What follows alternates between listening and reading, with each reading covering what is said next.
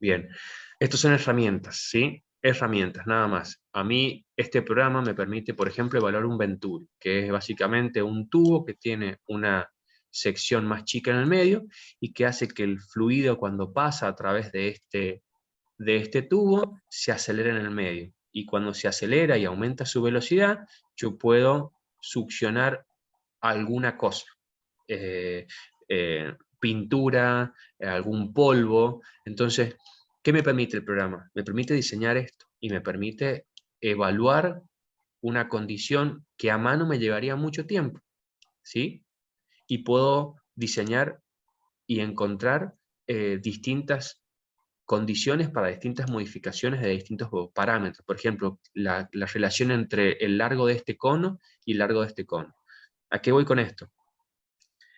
Que el programa es una herramienta, pero si yo no interpreto lo que me está mostrando, o yo no identifico que el programa puede tener un error porque sucede, por condiciones que uno no establece bien, por puntos que el programa piensa que son puntos críticos y que en la realidad no son puntos críticos porque uno conoce una variable o una condición externa que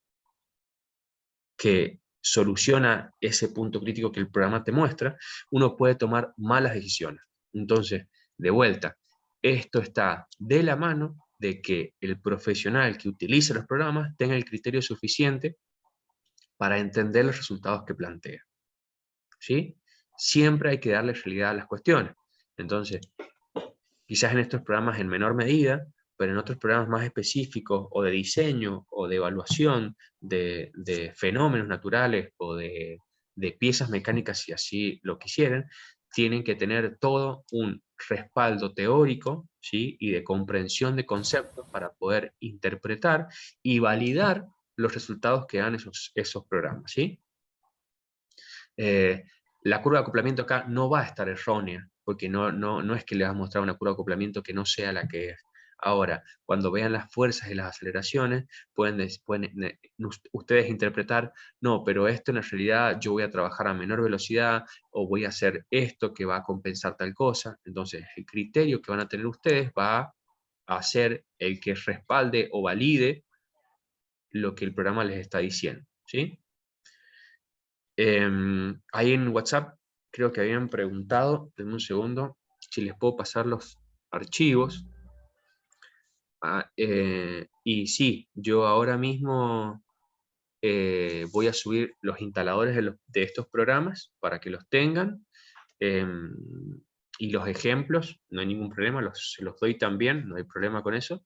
Eh, pero es ponerse un rato y ponerse a entretenerse un rato y conocer el programa, pues son programas bastante intuitivos, em, pero cuando los hagan con los problemas de los parciales, por ejemplo, los problemas que resolvemos nosotros en clase, y van a ver que la forma en la que de ahora en más ven los mecanismos, los van a ver en su cabeza de una forma mucho más dinámica, y es más fácil de entender, ¿sí? Ahora, no les mostramos esto antes porque cometerían el error de entrar al mecanismo o de entrar a la evaluación, no al parcial, sino a la evaluación de un mecanismo directamente con un programa. Y ustedes necesitan desarrollar esa, eh, esa forma de pensar que les permita entender después los resultados que traen estos programas.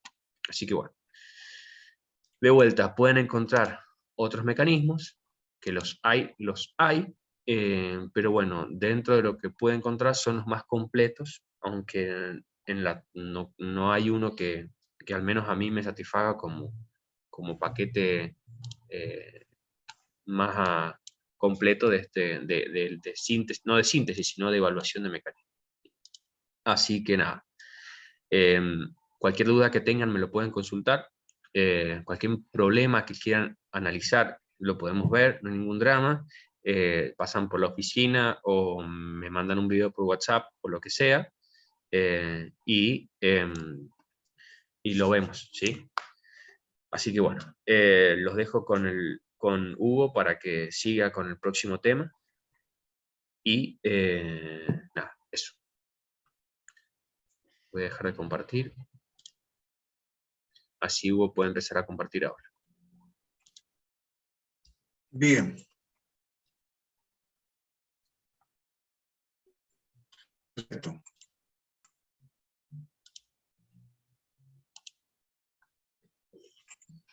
Bueno, chicos, continuando con la materia, bueno, ya les dije que vamos a subir ¿estás grabando, Manu? Sí, sí, sí. Manuel. Sí, sí, estoy grabando. Bien. O mañana unos videos para, con una resolución de algunos problemas para que puedan ver otra manera de otra manera la resolución de problemas. El parcial siempre es un parcial que para mí es simple, vuelvo a repetir, 3 preguntas o 4 preguntas máximas y la resolución gráfica de un problema. Ahí en el, ustedes tienen en el Hibbeler y en el Fowler que están subidos ahí al Classroom, están esos libros dan muchos ejemplos de resolución de problemas, así que mírenlos también, por favor. De ahí pueden sacar algunos ejemplos simples para poder resolverlos. Bien, cualquier cosa, vuelvo a repetir, háganos consultas para que podamos nosotros realizar las devoluciones necesarias. Por favor, la idea es que todos saquen el segundo parcial. Así que háganos todas las consultas que necesiten. Bueno, vamos a comenzar con otro tema que es, continuando con los mecanismos, vamos a comenzar con lo que se denominan los mecanismos de transmisión por contacto directo entre superficies, ¿sí? Estos mecanismos surgen, como ya vamos a ver, surgen del cuadrilátero articulado. Básicamente, estos mecanismos van a surgir de la aplicación de la cuarta ley de transformación. Acuérdense que la cuarta ley de transformación era el uso combinado de la segunda ley de transformación y de la tercera ley de transformación. La segunda era aquella en la cual nosotros eliminábamos un eslabón del mecanismo, y esto da como resultado que se disminuía en un grado de libertad, o sea, en 1 los grados de libertad del mecanismo original. Entonces, si yo tenía un cuadrilátero articulado, si yo le eliminábamos un eslabón, se transformaba en un triángulo y eso es una estructura. Entonces, le quitábamos toda movilidad al cuadrilátero articulado y lo transformábamos en una estructura. Pero si generamos o introducimos, en vez de una junta completa, una semijunta, que esa es la tercera ley de transformación, aumentamos en 1 los grados de libertad del mecanismo original. Entonces, con el uso de la segunda y la tercera, lo que obtenemos, que es la cuarta ley de transformación, obtenemos entonces un mecanismo nuevo que mantiene los grados de libertad del mecanismo original. Eso da paso a los mecanismos de transmisión por contacto directo entre superficies. Como ya vamos a ver, esos mecanismos van a estar conformados por 4 grupos o 4 posibilidades de transmisión por contacto directo. Hasta el momento, lo que nosotros hemos analizado son los mecanismos a los que llamamos el abonamiento. O sea, el mecanismo de 4 barras es un mecanismo que normalmente le llamamos eslabonamiento de 4 barras. ¿Por qué? Y porque entre la entrada y la salida, como vemos acá, perdón, entre la entrada y la salida, que es en este caso la barra roja y la barra azul, la barra roja es la entrada, la barra azul es la salida, existe esta barra que es la acopladora, que es la barra que une la entrada con la salida. Entonces, por eso a estos mecanismos se le denominan eslabonamiento, para diferenciarlo de estos nuevos que vamos a empezar a analizar. Aquí vemos el caso de un mecanismo de 4 barras y vemos el GIF donde, como hemos estado viendo recién, las diferentes inversiones, acuérdense de qué es lo que son inversiones, porque va a ser una pregunta, posible pregunta de parcial. Vemos acá las 4 inversiones de este cuadrilátero, que es un cuadrilátero de Grasov. ¿Por qué? Y porque al menos un eslabón puede girar 360 grados. Pero las 4 versiones vemos que nos generan diferentes movimientos, diferentes curvas de acoplamiento en función de cuál sea la inversión utilizada. Bien. Otra manera de transmitir movimiento entre 2 ejes es a través de elementos flexibles, que son, por ejemplo, esta correa. Acá lo que estamos viendo es la transmisión de un eje a otro eje a través de una correa dentada, en este caso. Es muy posible que, como vamos a ver más adelante, la utilización de esta correa dentada es por el hecho de que entre este eje y este eje nosotros debemos asegurar un sincronismo en el movimiento de un eje y del otro. O sea, no puedo darme el lujo que el giro de un eje respecto del otro haya un desfasaje. Por eso estoy usando, si ustedes ven, una correa dentada, no una correa lisa, sino una correa dentada, y la polea que estamos utilizando es también una polea ranurada, porque para que puedan encastrar los dientes de la correa. Bien.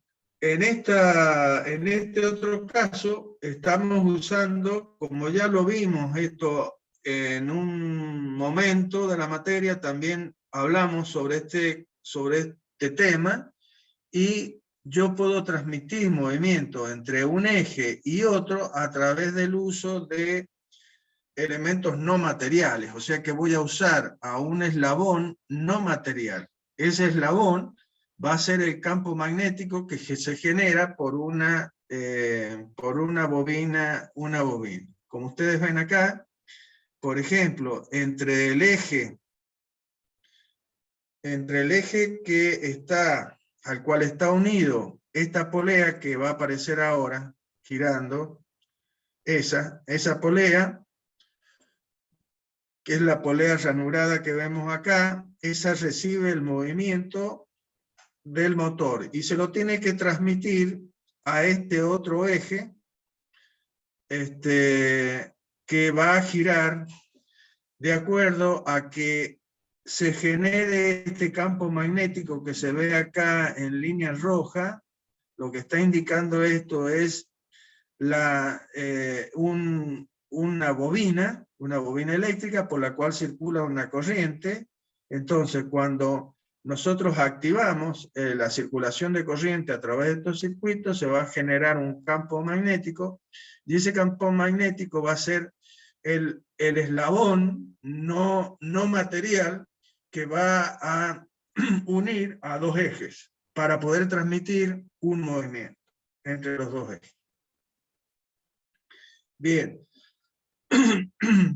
Acá podríamos usar, en vez de una correa, también una cadena metálica para poder transmitir movimiento entre dos ejes. De cualquier manera, ya sea una cadena o sea una correa, van a ser elementos flexibles.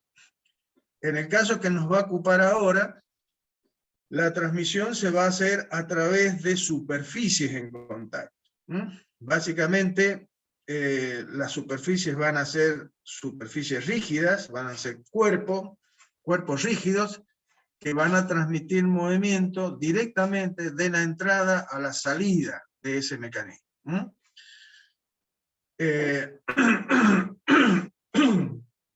Perdón, disculpen chicos.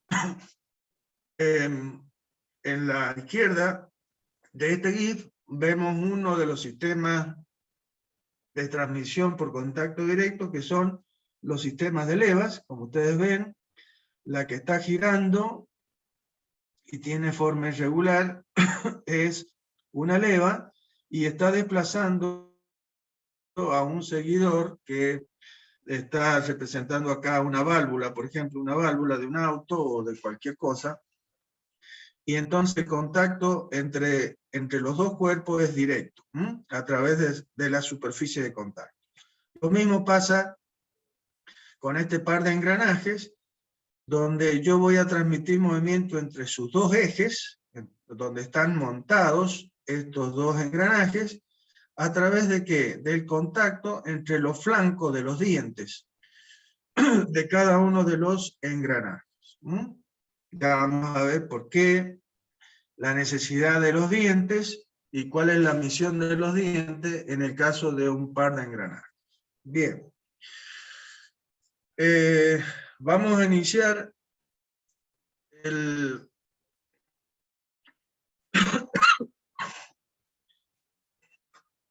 Perdón chicos.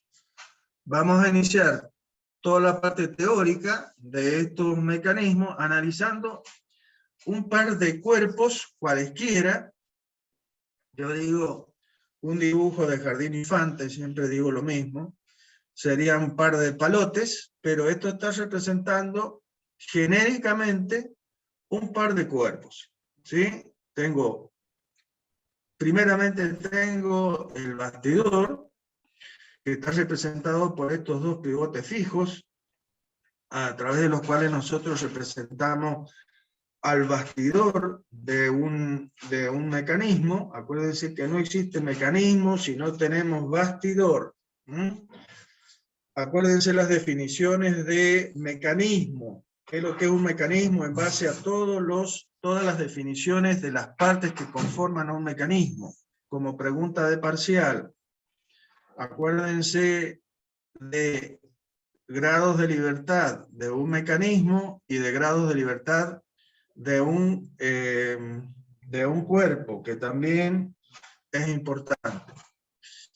Bien, este mecanismo que está conformado por un bastidor y por dos cuerpos, un cuerpo que le vamos a llamar cuerpo 2 y otro cuerpo que le vamos a llamar cuerpo 4.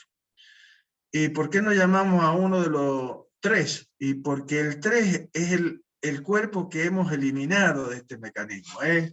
Básicamente vamos a tratar de mantener eso, digamos.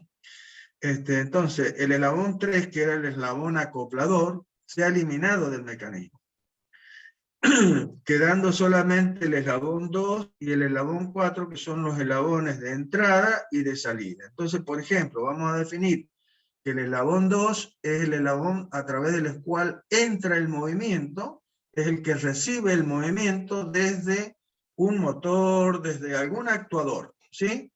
Y este le va a transmitir el movimiento a este eslabón 4, que va a ser nuestro eslabón de salida, básicamente. El eslabón 2, que es el eslabón de entrada, es también el llamado eslabón conductor. Y el eslabón de salida es llamado eslabón conducido. El contacto entre esos dos cuerpos se va a hacer a través de sus superficies y involucrando cada superficie un punto de contacto. O sea que nosotros vamos a considerar que la transmisión entre estos dos cuerpos se hace a través de un punto común entre ellos. Por lo tanto, ese punto le vamos a llamar punto P, pero realmente en ese punto P están coexistiendo dos puntos, es decir, el punto P como perteneciente al eslabón 2 le vamos a llamar P sub 2, y al mismo punto P, pero como perteneciente al eslabón 4 le vamos a llamar P sub 4, lo cual es lógico. O sea, acá existen dos puntos en el contacto, ¿sí? Uno que pertenece al perfil del eslabón 2 y otro que pertenece al eslabón 4. Entonces, el contacto y la transmisión del movimiento vamos a hacerla a través de ese punto P. Realmente el contacto sería un pedacito, una superficie, pero el análisis nos lleva, vamos a hacer un análisis utilizando básicamente un punto. Como lo vamos a ver en varios, y lo hemos estado utilizando, y lo vamos a seguir utilizando, la transmisión de movimiento se hace siempre en la dirección de la normal a ambos perfiles en el punto de contacto. Entonces, eso da como resultado que nosotros debamos trazar dos líneas importantes en este dibujo, conformado por estos dos eslabones y el bastidor, como he dicho. Una dirección es la dirección de la tangente a ambas superficies en el punto de contacto. Fíjense cómo lo digo, porque muchos lo dicen mal y es normal que lo digan mal. Dicen tangente al punto en las superficies de contacto. Y un punto no tiene una tangente, tiene infinitas tangentes. Entonces, la tangente realmente es la tangente a ambas superficies en el punto de contacto. De la misma manera vamos a trazar la normal común, la normal, a ambas superficies por el punto de contacto. Entonces ahí tenemos trazado la tangente, y una vez que trazamos la tangente a ambas superficies, vamos a trazar la normal. Bien. ¿Qué es lo que queremos analizar nosotros, básicamente? ¿Qué queremos encontrar acá? Queremos encontrar lo que se denomina la relación de transmisión. La relación de transmisión, como vamos a ver, es una ecuación que va a relacionar la velocidad angular de entrada, omega 2, con la velocidad angular de salida, omega 4. Esta es la búsqueda o el objetivo que nosotros vamos a tener en este análisis, en este desarrollo, ¿sí? Básicamente. Entonces, para hacer ese análisis, vamos a hacer uso de nuestro conocimiento desde el punto de vista de la cinemática. La cinemática que tiene en cuenta todos los parámetros que son velocidades, básicamente velocidad. Entonces, desde el punto de vista cinemático, este punto P, donde están coexistiendo los dos puntos P2 y P4, cada punto va a tener una velocidad lineal que va a estar en función de a qué cuerpo pertenece cada punto, en relación con qué, y con la distancia que separa a cada punto de su centro de rotación, del centro de rotación del cuerpo, y de la velocidad angular. La velocidad lineal, acuérdense, o tangencial, es una velocidad que depende del omega y de la distancia que separa al punto de su centro de rotación. porque acá estamos analizando movimientos de rotación, básicamente. Entonces, el punto P sub 2, que le pertenece al cuerpo 2, está a una distancia de su centro de rotación, el O21, que está definida por esta línea en línea de punto, que es la línea esta marrón. Esto va a ser el radio de la trayectoria que va a seguir el punto P sub 2 cuando este cuerpo 2 esté rotando respecto del punto O sub 2. De la misma manera, el punto P4, que es el mismo punto P, pero como perteneciente al eslabón 4, va a seguir una trayectoria circular alrededor de ¿quién? Del punto concentro, perdón, en el punto O4, cuando el eslabón 4 esté rotando respecto del mismo punto, o sea, el punto O4. Esa velocidad lineal que va a tener el punto P4, que le vamos a llamar V4, va a depender de la velocidad angular omega 4 y del radio, o sea, de la distancia que separa al punto P4 del centro de rotación del cuerpo 4. Entonces ahí nos aparecen justamente esas velocidades lineales. La velocidad V4, que le pertenece al punto P4, que depende del omega 4 y del radio P4 o 4, como le vamos a llamar, y la velocidad lineal V2, ¿sí? Que es la velocidad del punto P sub 2, que va a depender de la velocidad angular omega 2, o sea, del cuerpo 2, la velocidad angular del cuerpo 2, y de la distancia que separa al punto P sub 2 de su centro de rotación, que sería el radio P sub 2 o sub 2. ¿Sí? Estas velocidades lineales, como ya sabemos, además de ser perpendiculares a sus radios, van a ser tangentes a las trayectorias que yo dije recién. El P2 sigue una trayectoria circular alrededor del punto O sub 2 y su velocidad V2, que es tangente a esa trayectoria y además perpendicular al radio. Y lo mismo con V4. Bien.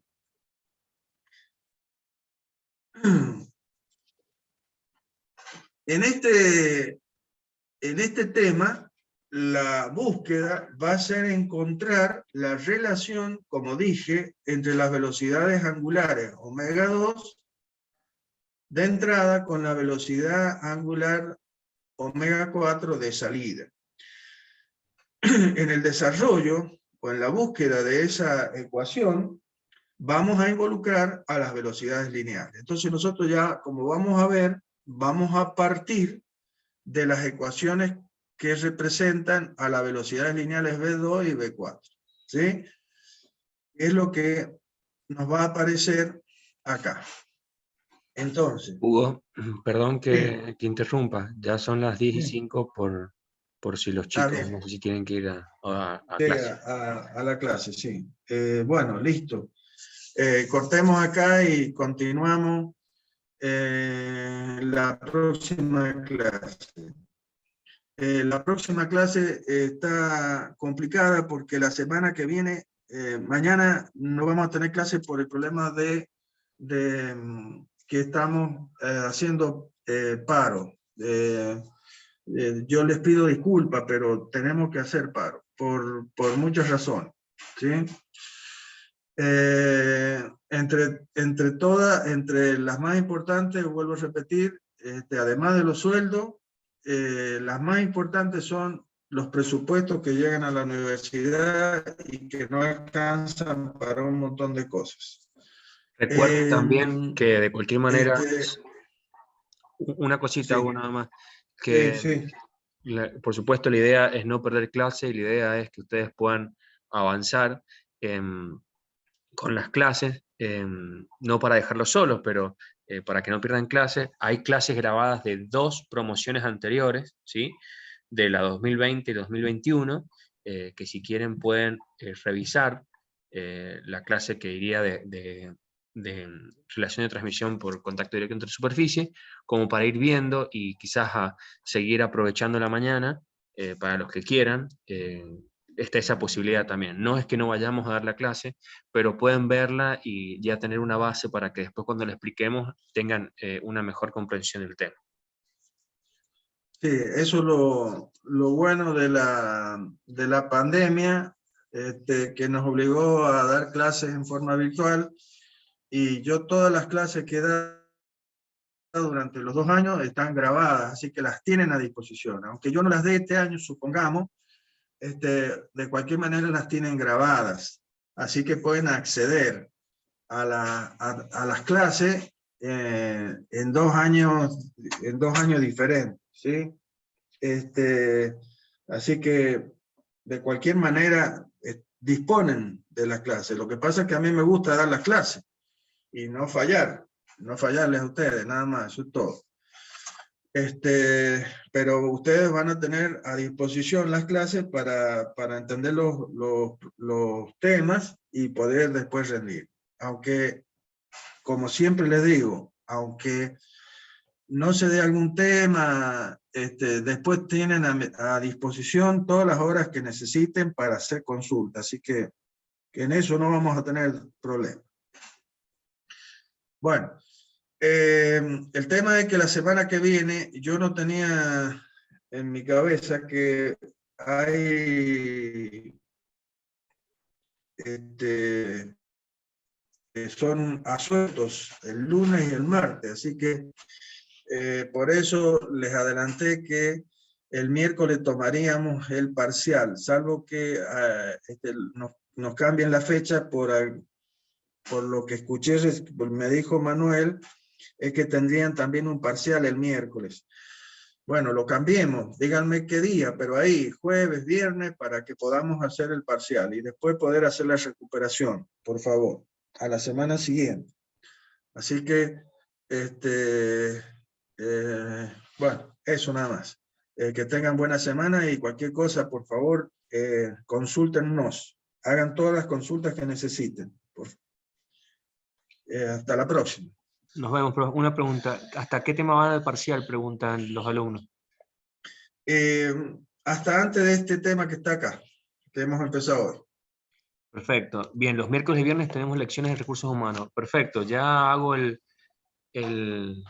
¿cómo se llama? No sé la palabra. La consulta, la encuesta para que Sí. definamos el día del parcial y lo paso por WhatsApp, ¿sí? Y apenas tengamos el resultado, los comunicamos por ahí.